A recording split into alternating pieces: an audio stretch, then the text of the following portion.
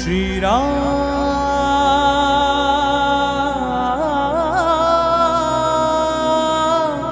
Jai Shri Ram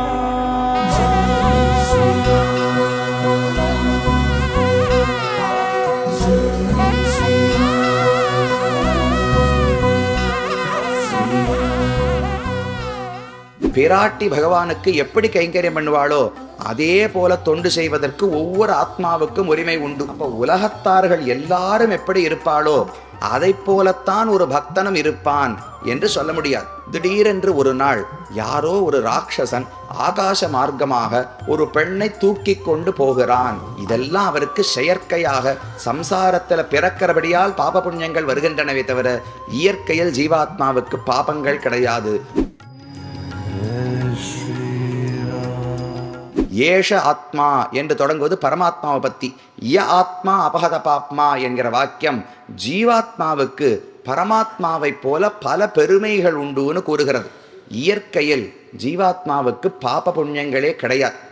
இதெல்லாம் அவருக்கு செயற்கையாக சம்சாரத்தில் பிறக்கிறபடியால் பாப புண்ணியங்கள் வருகின்றனவே தவிர இயற்கையில் ஜீவாத்மாவுக்கு பாபங்கள் கிடையாது. பசி கிடையாது, தூக்கம் தேவையில்லை, தாகம் எடுக்காது.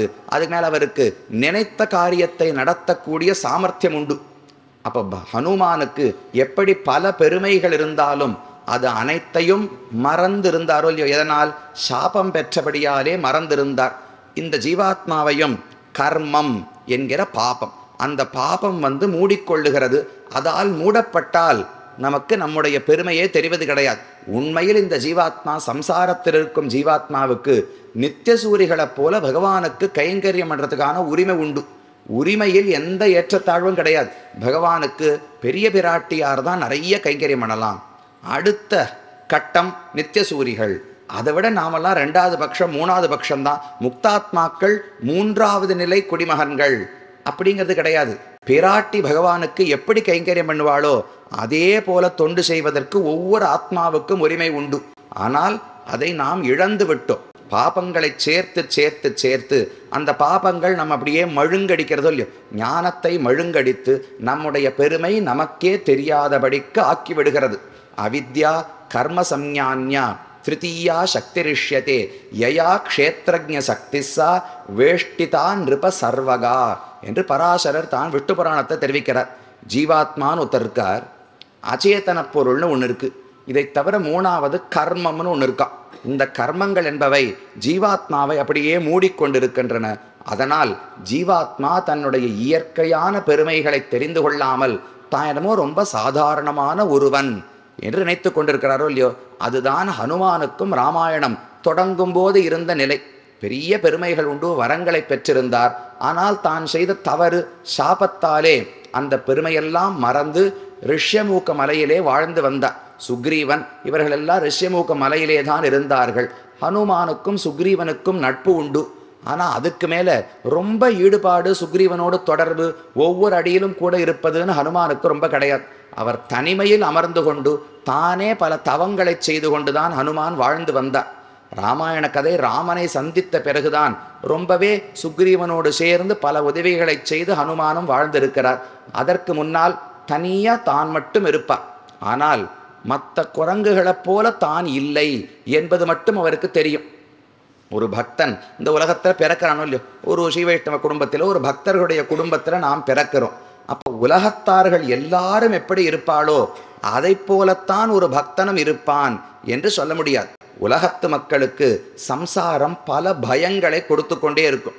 குரங்குன்னு சொன்னாலே எல்லாத்தையும் பார்த்து சபல புத்தியோடு அங்கங்கு தாவிக்கொண்டே இருக்கும் இல்லையோ. எது ஒரு பொருளையும் இதுதான் வேணும் என்று குரங்குக்கு ஆசை இருக்கவே இருக்காது. இது ஒரு பொருள் வேணும்னு பார்க்கும். அதை அடைவதற்குள்ள வேறொரு பொருளை பார்த்தா அதில் ஆசை வரும். அதற்குள்ள மூணாவது பொருளை பார்த்தா அதில் ஆசைப்பட போகிறது. இதை போலத்தான் சம்சாரிகளும் பார்த்த பொருள்களை எல்லாம் ஆசைப்பட்டு அடையணும்னு தாவிக்கொண்டே இருக்கும். ஆனால் அந்த குரங்குகளுக்குள்ளும் ஹனுமான் மட்டும் வைராக்கியத்தோடு இருந்தாரோ இல்லையோ. அவருக்கு மற்ற குரங்குகளைப் போல உலக விஷயங்களில் பெருசாக ஆசை கிடையாது. தனிமையில் இருப்பார். பெரிய ராஜ்ய போகங்களை எல்லாம் அனுபவிப்பது கிடையாது. தவம் செய்து கொண்டிருப்பார். ஆனால் ரொம்ப பரமாத்மா, அவரிடத்துல பக்தி, நான் ராமனுக்கு தாசன் என்பதெல்லாம் தெரியாது. ஏன்னா சாபத்தால் தன்னுடைய பெருமையும் மறந்து விட்டார். பகவான் யார் என்றும் அவருக்கு தெரியாது. தான் ஒரு சாதாரண குரங்கு. ஆனால் மற்ற குரங்குகள் சம்சாரத்தில் எவ்வளவு துன்பப்படுகிறார்களோ, மயங்கி போகிறார்களோ, அந்த அளவுக்கு ஹனுமான் மயங்கவில்லை. கொஞ்சம் வேறுபாடோடு தான் வாழ்ந்து கொண்டு வந்தார். அந்த சமயத்தில்தான் அவரே எதிர்பார்க்காமல் ஒரு அனுக்கிரகம் நடந்தது. கிஷ்கிந்தையிலே சுக்ரீவன் சுக்ரீவன், ஹனுமார், ஜாம்பவான் இவர்கள் எல்லாரும் சேர்ந்து ஒரு மலைக்கு மேலே அமர்ந்து கொண்டிருந்தார்கள். திடீரென்று ஒரு நாள் யாரோ ஒரு ராட்சசன் ஆகாச மார்க்கமாக ஒரு பெண்ணை தூக்கி கொண்டு போகிறான். அந்த பெண்ணு கத்திண்டே இருக்கா, என்ன விடு விடு என்று கத்துகிறாள். அந்த ஒலியெல்லாம் இவர்களுக்கு கேட்கிறது. யாரு ராட்சசன், யாரு அந்த பெண்ணு, எதுவுமே இவர்களுக்கு தெரியாது. மேலே பார்த்துட்டே இருக்கும்போது மேலே போகுமவள் தான் சீதை. மேலும் இது போன்ற சிறப்பான நிகழ்ச்சிகளை காண இப்போவே லைக் பண்ணுங்க, ஷேர் பண்ணுங்க, மறக்காம சப்ஸ்கிரைப் பண்ணுங்க.